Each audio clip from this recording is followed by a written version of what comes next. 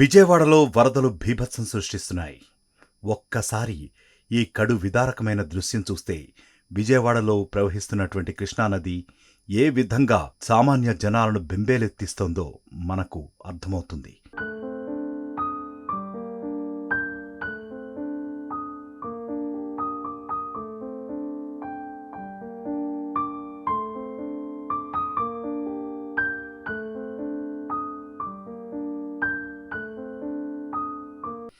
చంటిబిడ్డను పెట్టెలో పెట్టుకుని వరద బాధితులందరూ కూడా బతుకు జీవుడా అంటూ సురక్షిత ప్రాంతాలకు తరలి వెళ్తున్న ఈ దృశ్యం చూసేవారికి కంట నీరు పెట్టిస్తోంది.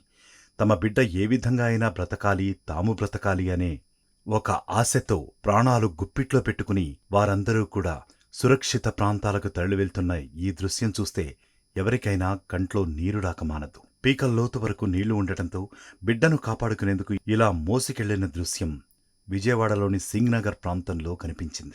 అసలైన తొలి వెలుగు. ఫాలో వాట్సాప్ @తొలి వెలుగు అఫీషియల్.